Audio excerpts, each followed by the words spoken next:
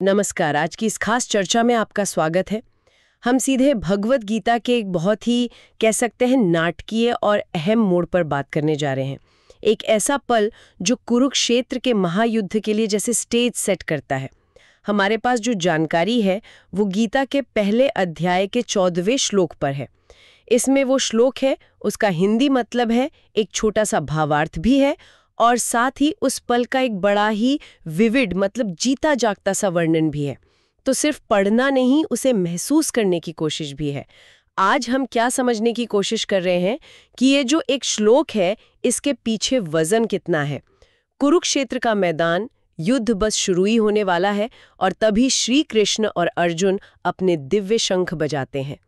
तो ये सिर्फ एक अनाउंसमेंट नहीं है? बिल्कुल नहीं। श्लोक कुछ ऐसा है, ततः श्वेतैर्हयैर्वृक्ते महति स्यन्दने स्थितौ माधव पांडवश्चैव दिव्यो शंखो प्रदद्मतु। 14। और इसका जो सीधा साधा हिंदी मतलब हमें बताया गया है वो है, इसके बाद सफेद घोड़ों वाले महान रथ पर बैठे माधव यानी श्री कृष्ण और पांडव यानी अर्जुन ने भी अपने दिव्य शंख बजाए। अब देखिए, सुनने में ये कितना सीधा लगता है ना? हाँ, लगता तो है। दो योद्धा हैं, रथ पर हैं, शंख बजा रहे हैं, सिंपल। पर जो डिटेल्स हमारे पास है वो इस सीन को बिल्कुल अलग बना देते हैं। वो हमें जैसे सीधा उस सुबह कुरुक्षेत्र के मैदान में ले जाते हैं। जरा सोचिए वो माहौल।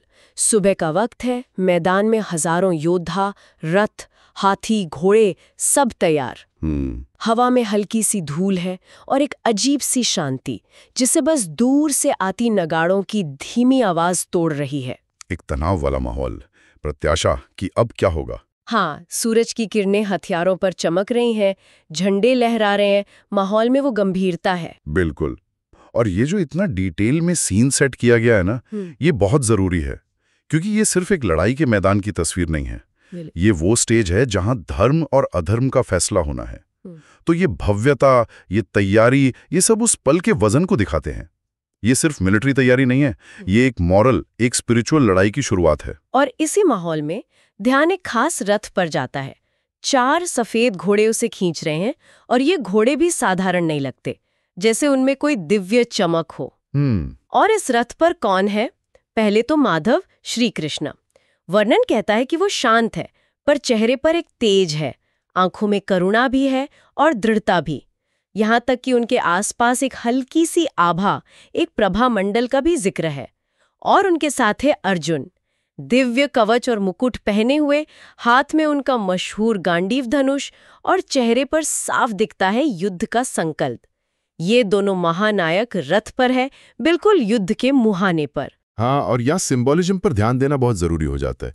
जैसे वो सफेद घोड़े, सफेद रंग अक्सर पवित्रता, सच्चाई, धर्म का प्रतीक होता है, तो रथ के घोड़े ही जैसे बता रहे हैं कि ये पक्ष कौन सा है। अच्छा। फिर श्री कृष्ण का होना, वो सिर्फ सारथी मतलब ड्राइवर नहीं है, वो भगवान है, डिवाइन गाइड है।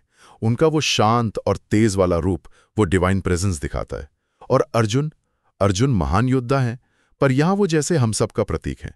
वो मानवीय आत्मा जो कंफ्यूज्ड है, जिसे मार्गदर्शन चाहिए। तो ये जोड़ी है ना, भगवान और भक्त, गुरु और शिष्य, परमात्मा और आत्मा, ये अपने आप में ही गीता के गहरे मैसेज का एक छोटा सा रूप है।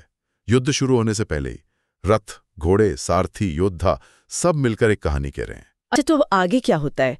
वर्णन बताता है कि पहले कौरवों की तरफ से शंख बजता है, भीष्म पितामह बजाते हैं, फिर बहुत सारे शंख एक साथ बजते हैं कौरव सेना में, मतलब शोर शुरू होता है जी। इसके ठीक बाद इस रथ पर बैठे श्री कृष्ण और अर्जुन एक दूसरे को देखते हैं और लिखा है कि वो मुस्कुराते हैं। इस इतने टेंशन वाले माहौल में ये मुस्कान, इसका क्या मतलब हो सकता है? ये मुस्कान ये बहुत कुछ कहती है। ये शायद घबराहट की नहीं है, ये एक गहरी समझ, एक एक्सेप्टेंस की मुस्कान है कि हाँ, अब धर्म की रक्षा का वक्त आ गया है और हम तैयार हैं। अच्छा। ये कॉन्फिडेंस भी दिखा सकती है, ये जानते हुए कि वो सत्य के साथ हैं। ये जैसे एक साइलेंट बातचीत है दोनों के बीच कि चलो अब कर्तव्य निभाना है। और इस खामोश बातचीत के बाद वो दोनों अपने अपने शंख उठाते हैं। श्री कृष्ण अपना प्रसिद्ध पांचजन्य शंख और अर्जुन अपना देवदत्त शंख, और फिर वो उन्हें होठों से लगाकर फूंकते हैं।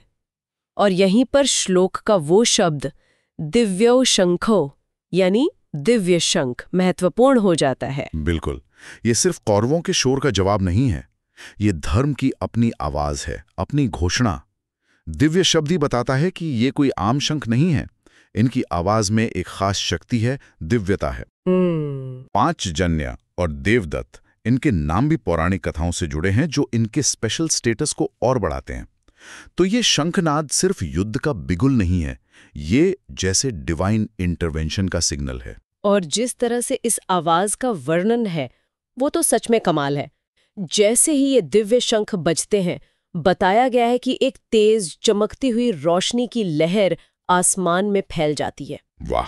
और आवाज वो इतनी पावरफुल, इतनी भेदने वाली है कि सिर्फ कुरुक्षेत्र में नहीं बल्कि पृथ्वी, आकाश और पाताल तीनों लोकों में गूंज उठती है। तीनों लोकों में? हाँ, ऐसा लगता है जैसे एक पल के लिए पूरा यूनिवर्स थम गया हो बस उस दिव्य आवाज को सुनने के लिए। वर्णन में ना स्लो मोशन जैसा फील देने की कोशिश की गई है, जैसे सुनहरी रोशनी दोनों पर पड़ रही है, श्री कृष्ण की आभा और बढ़ रही है, घोड़ों के गर्दन के बाल हवा में लहरा रहे हैं। और आवाज का जो कंपन है, वाइब्रेशन, वो इतना गहरा बताया गया है कि उसे सिर्फ कानों से नहीं पूरे वजूद से महसूस किया जा सकता है। ये सिर्फ साउंड नहीं है, एक एक्सपीरियंस है। यहाँ जो ध्यान देने वाली बात है वो है इस आवाज का कॉस्मिक नेचर। ये क्यों जरूरी है? क्योंकि ये इस लड़ाई को सिर्फ 2 खानदानों की लड़ाई से ऊपर उठाता है। ये इसे धर्म और अधर्म के बीच एक यूनिवर्सल लड़ाई बना देता है। सही बात है। ये आवाज हर दिशा में, हर लोक में गूंज कर जैसे ऐलान कर रही है कि सत्य और धर्म की आवाज अब बुलंद हो चुकी है। ये पांडवों के पक्ष की नैतिकता और दिव्यता की पुष्टि है। जैसा कि वो भावार्थ में कहा गया है, धर्म की ओर से युद्ध आरंभ हो चुका है। ये सिर्फ ऐलान नहीं है, ये धर्म की स्थापना का संकल्पनाद है। इस सीन को और प्रभावी बनाने के लिए सोर्स में कुछ बैकग्राउंड म्यूजिक के सुझाव भी दिए हैं। अच्छा, क्या सुझाव है? जैसे शुरुआत में शंख की गहरी आवाज हो और फिर उसके साथ वीणा, बांसुरी, मृदंग जैसी मीठी आवाजें मिले। ये आवाजें उस पल की गंभीरता और दिव्यता दोनों को उभार सकती हैं। हाँ, ये अच्छा कॉम्बिनेशन है। और कुछ? और साथ ही बैकग्राउंड में धीमी गति से ओम या हरि नाम के जाप की आवाज का भी सुझाव है। इससे माहौल में एक आध्यात्मिक गहराई आ जाएगी। बिल्कुल। ये सब मिलकर इस पल को सिर्फ एक युद्ध की शुरुआत नहीं बल्कि एक धर्म युद्ध की औपचारिक शुरुआत की तरह दिखाते हैं। हाँ, ये म्यूजिक और मंत्र ध्वनि जैसे उस डिवाइन प्रेजेंस को अंडरलाइन करते हैं जो पांडवों के साथ है। और अंत में एक और बहुत शक्तिशाली सुझाव है कि जैसे ही शंखनाद खत्म हो, बैकग्राउंड से धीरे धीरे धर्मो रक्षति रक्षितः की ध्वनि उभे। वाह! धर्मो रक्षति रक्षितः, यानी धर्म उसकी रक्षा करता है जो धर्म की रक्षा करता है। ये पंक्ति तो जैसे इस पूरे सीन का निचोड़ है, उसका सार है। ये इस शंखनाद के मकसद को बिल्कुल साफ कर देती है कि ये लड़ाई सत्ता या जमीन के लिए उतनी नहीं है जितनी धर्म की रक्षा और उसे फिर से स्थापित करने के लिए है। ये याद दिलाता है कि जो धर्म के रास्ते पर चलता है, धर्म खुद उसकी ढाल बन जाता है। ये एक तरह का आश्वासन भी है और चेतावनी की। हमें दिखाता है कि कृष्ण और अर्जुन का ये शंखनाद सिर्फ एक रिएक्शन या लड़ाई का बुलावा नहीं था। नहीं, बिल्कुल नहीं। ये धर्म के पक्ष की दृढ़ता, उनकी सच्चाई और उनके साथ खड़ी दिव्य शक्ति का एक पावरफुल सिंबल था। बिल्कुल, उनके आत्मविश्वास और नैतिक बल की घोषणा थी। और ये पल हमें याद दिलाता है कि गीता का जो महान उपदेश है वो किसी शांत अलग जगह पर नहीं दिया गया है, वो युद्ध के शोर और टेंशन के बीच दिया गया है। सही। और ये शंखनाद उस उपदेश के लिए स्टेज तैयार करता है। ये शुरुआत में ही उस लड़ाई के नैतिक और आध्यात्मिक पहलू को स्थापित कर देता है। ये सिर्फ युद्ध का बिगुल नहीं है, ये सत्य और धर्म की वो पुकार है जो तीनों लोकों में गूंज रही है। और ये शायद आने वाले भयानक युद्ध के लिए जरूरी मानसिक और आत्मिक तैयारी का भी प्रतीक है।